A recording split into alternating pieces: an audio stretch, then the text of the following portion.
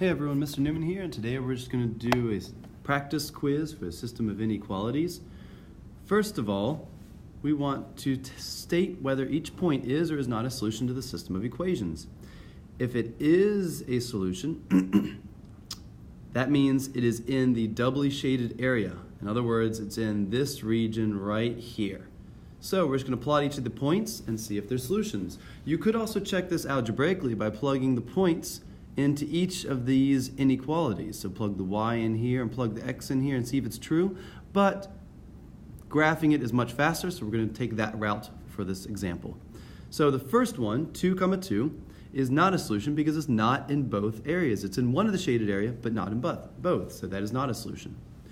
0, 3 is also not a solution because it shows up on the dashed line. And remember, a dashed line means it does not include that value as a part of the solution. So it's not a solution to both inequalities, so it's not a solution for the system. -2, 3 is because a solid line means it includes that point, and so therefore that point is on the solid line and it's in the blue area, so it's in the red area and the blue area, therefore it's a solution to the system. -3, 1 is a solution because it's in the doubly shaded area, so that is also a solution to the system of inequalities. And lastly, 4, 1, that is outside of both shaded areas, so it's definitely not a solution to the system.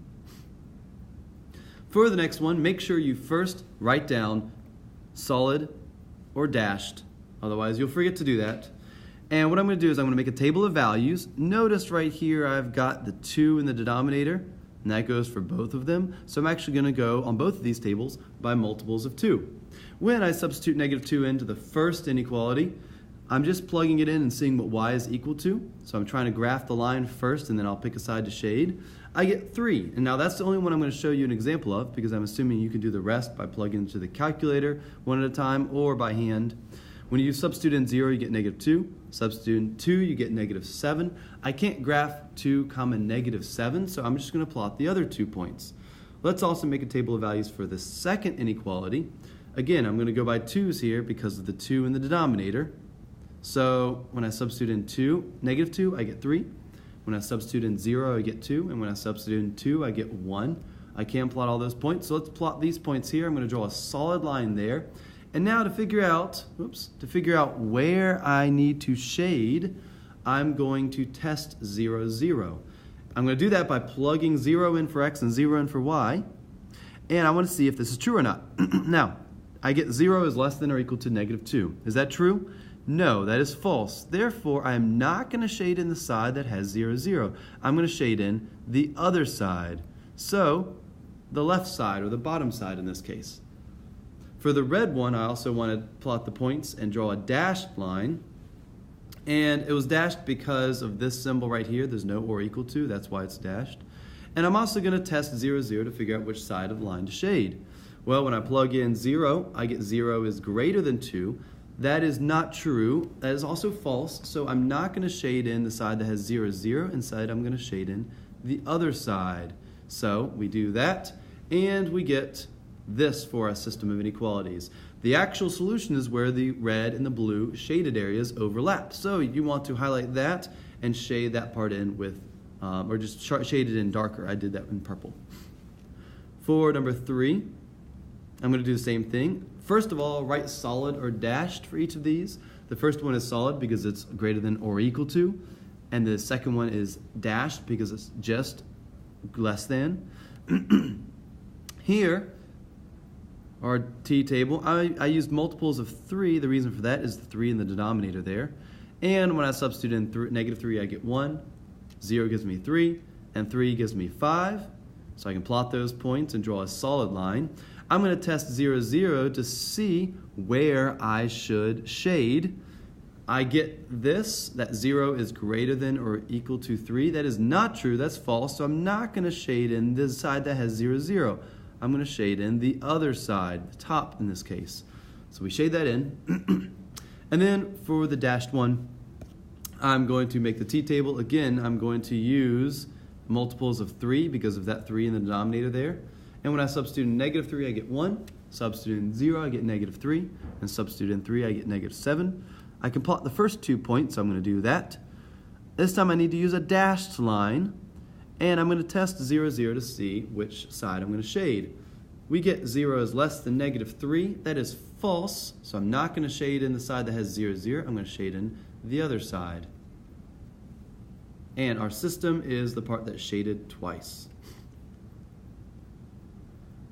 Now, for the modeling with systems, what I need to do is I need to read this carefully. So Mr. Newman was buying exercise balls for his class. He could buy up to 10 exercise balls. I'm going to underline that because up to, that's an important keyword for inequalities. And he wanted green ones and blue ones. Well, if you read down, write a system of inequalities, and number 1, it says, write a system to represent the number of green balls, x, and the number of blue balls, y. So our variables are already defined. That's nice. The other important thing is right here in purple underlined, green ones cost 8 each, and the blue ones cost 12 each, and I only have $96 to spend. So our two inequalities, the first one is just going to be, if we add the number of exercise balls up, that needs to be less than or equal to 10, because I could buy up to 10. For the other one with the money, 8 times the number of green exercise balls plus 12 times the number of blue exercise balls needs to be less than or equal to 96. I'm going to graph both these by making a t-table, and the nicest way to make a t-table when the function is in standard form is to use 0 for x and 0 for y and find the two intercepts, the y-intercept and the x-intercept. So I plug in 0 for x, I get y equals 10. I plug in 0 for y, and I get x equals 10.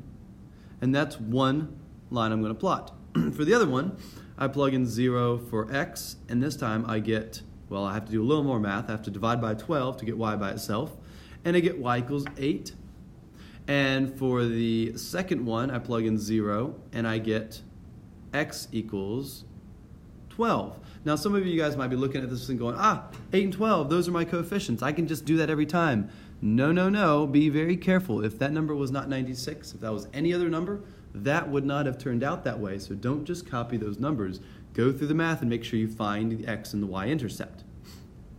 So we plot these, and in order to plot them, we need to label our axes. We have the green exercise balls and blue exercise balls.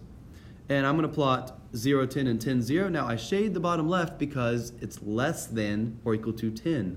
I know that, for example, 0, 0 is valid because that's less than 10 exercise balls. For the second one, I plot 0, 8, and 12, 0. Again, that needs to be less than $96, so I need to shade in the part that's underneath both of those. And so my solution is anywhere that it's doubly shaded. In other words, where the red and the purple shades overlap. That's the bottom left section out of the 4 sections. Now I'm going to identify 3 combinations that Mr. Newman could make. Now when you're doing this, you could have any 3 that are in that doubly shaded area, but the important part is that you use mathematics to justify your answers. You must plug these into your inequality and see if it's true or not. And I'm going to show you what that looks like here in a second. So Mr. Newman could purchase 7 green and 2 blue exercise balls. Right here is how I check that algebraically. Plug in 7 for x and 2 for y. 7 plus 2 is less than 10. That's true. Also, 8 times 7 plus 12 times 2 is 80, and that's less than or equal to 96. So that's also true. The point there is another way to check it, and it's good to plot that. You see the point up plotted here is right there, and that has to be in the part that's shaded twice. And that's the fastest way to find the points that are true. Another possible solution is 3 green and 5 blue exercise balls. You plug those in here, you notice 3 plus 5 is 8, that's less than 10. And 8 times 3 plus 12 times 5 is 84, and that's less than or equal to 96. So that's another one that's true, and here's where that point is plotted. And lastly, you could also do something like this. You could say Mr. Newman could purchase 0 green and 8 blue exercise balls. That point, let's see here, we need to substitute that in to show it's true algebraically. And here, 8 times 0 plus 12 times 8 is equal to 96, and 96 is less than or equal to 96 because it's equal to 96. So that solution shows up right here. Notice how it shows up on one of the lines, but they're solid lines, which means those are valid points. The important part of this last one is that you use math to justify your answer, and that's this part right here, where you're actually plugging or substituting those into the inequalities. Thank you very much for watching.